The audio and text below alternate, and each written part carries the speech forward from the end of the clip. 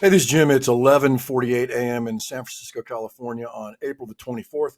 Please note that all discussions, analysis, and information presented are for general informational and educational purposes only and should not be construed as financial or any other form of professional advice. To start the video, I want to mention one thing. In the past, when I've had a very low viewership on members' videos, so this has nothing to do with YouTube, although lately I have been posting these videos for the public to view, but specific to members. And obviously, if you're paying for a service, and even if you've used one of the coupons and you're paying very small monthly fee, you still have an incentive to consume the content if you're paying for it. Obviously, it's like having a gym membership and having an incentive to go to the gym because you're paying a monthly fee. So anytime the views on a video, on an AMC video, drop below a certain level, in the past, that's been a contrarian indicator and it's been very bullish. And we had that view count in my last video from late last week. It was extremely low, which typically means people have sort of lost interest in the stock or sort of given up, at least for the time being. So again, I want to share that with everyone. I never use, you all as a contrarian indicator to profit myself. But I want to pass that along because it's an observation I've noticed over the years in other stocks and specific to stock indices and things like that at turning point highs and lows. And we definitely had a viewer number that was so low last Friday that it looks to me like we're probably at a turning point low just based on that as a contrarian indicator. I've never been short the stock and I've never bought puts on the stock, despite the fact that the Anemoi terminal has been, that bot has been short the stock much more frequently than it's been long the stock, over the past couple of years here. And including all the time I've shared that indicator with you guys. So I've never traded against the stock, but that's where we are. So the setup right here is that we've got a small degree zone of strength later this afternoon and very early tomorrow. We finally hit that 487 retest level earlier today. And not only was it hit, but we've gone through the vibration sequence, the typical sort of minimum A, B, C, D, E swing of human emotion. That retest level was generated back here late session on April the 6th. And you can see the fast market move up through it was the A leg. Didn't quite hit it here for a B on that pullback on April the 14th. So we knew that eventually we'd have to anticipate contact. I didn't personally expect it to happen this morning. I was hoping it would have happened late last week, but here we are. So that first move up was the A, this was the B, C, D, and now if we can get a 5-minute bar to paint, price bar to paint through that 487 vibration level, closing the top end of the range, that would be one of my wilt buy candles based on behavioral analysis. The other thing we have here in the setup today and early tomorrow morning is the Anemoi hourly trigger 498. That'll drop slightly, so it'll be even easier for price to probe through. And that's an acceleration level to the upside. We have 505 as the daily trigger. Again, that's for today, but that'll be situated in pretty similar position tomorrow. So the idea here is that we can see a fast market move through these levels if and when the stock finally turns up. As far as sort of impressive potentially impressive zone of strength this week, that falls on the 26th and 27th. I'm going to start sharing dates and timestamps again. There hasn't been any real advantage in keeping these private. So I'm going to show these again. Everything worked really well back in May, June of 2021 in the melt up when we were calling these or passing along the information in real time. So I'm going to start doing that again. And I think based on everything I've seen that the hedge funds that are short and over their skis in this stock are in trouble. and especially with given the fact that the judge has delayed the reverse split. These guys, I believe, were planning on using the reverse split to their advantage.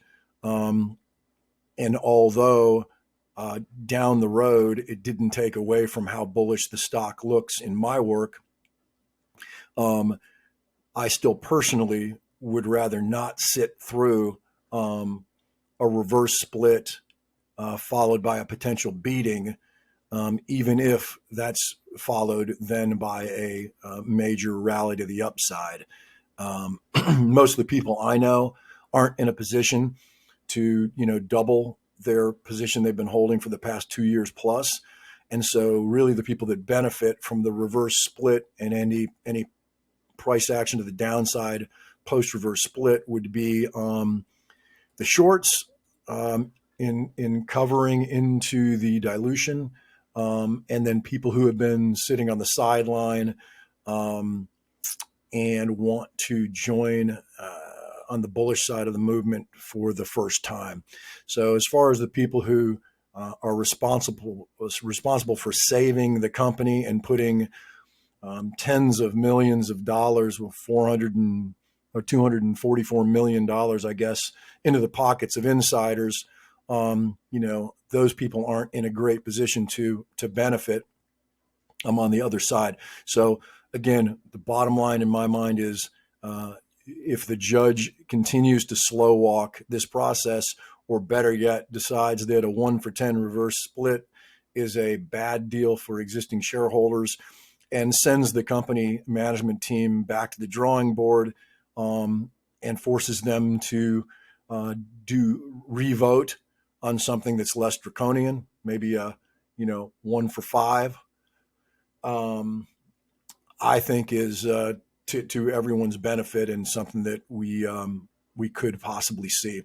So here's what the setup looks like here at the 5-minute level. I'll show you guys again the 240-minute. This is a little bigger picture.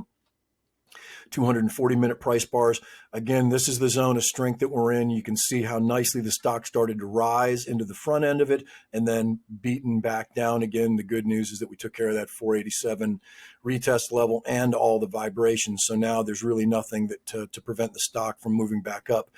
The first reentry level on this fractal would be above this uptrend line here, and that could come on an attack of this 745 vibration level. You guys can clearly see the hidden retest level back here that was created December, and then the stock moved up directly into our zone of strength. Was basically a bullseye hit in the timing element and the pricing element, and hit that 745 retest level. So this is the A leg, this is the B, this entire leg is the C, so we still need a DE at that 745 level. That gives us a bogey. That also tells us that if we move back up to complete that vibration sequence, that we'll also re-enter this expanding megaphone melt-up fractal, and then the more powerful re-entry would come on a move back above this primary expanding megaphone melt-up fractal. This is the primary uptrend line. That would also carry us on a breakout up through that November spike high, and then set price up to attack 1375, 1550, 1680, 2175, 2445, and $28, which also sets us up on a speed line attack to move back above through that August pounce high. The other thing that is of note here today is that on the 60-minute price bars, we came into the week looking for a green bar, so a price bar closing higher than the previous price bar on volume of 3.6 million shares or greater. We did get a 3.9 million share closing bar. Unfortunately, it was a red bar. So what that means is that at 3,912,423 shares in a 60-minute bar, it moves our bogey up slightly to where now we need a 4 million share 60-minute price bar to close to the upside. So we need green closing bar, coincident with 4 million shares of volume or greater. If we can do that, we can be off and running and start to launch into this zone of strength that I just showed you on the 5-minute model. And move above that Anemoi 505 daily trigger and sort of slingshot through that little mini air pocket up to this 575 level. Once we can move above 575, if it happens this week, we can move up toward this 823 monthly trigger very quickly. And then you guys can see some of these other price levels that we've left sitting here. So that's what things look like on my side, you guys. Again, I believe this will be an interesting conversation to listen to tomorrow between the judge and the parties involved. And I personally am going to try to dial in using one of those numbers in the phone call bank. And I think it'll be interesting. My model's obviously predicting that irrespective of what the judge says, that the stock will, at least by the 26th, 27th, interpret whatever's going on in the backdrop as bullish, as being bullish, and that the stock will start to spike to the upside and possibly even violently. That's it from my side, you guys. Good luck.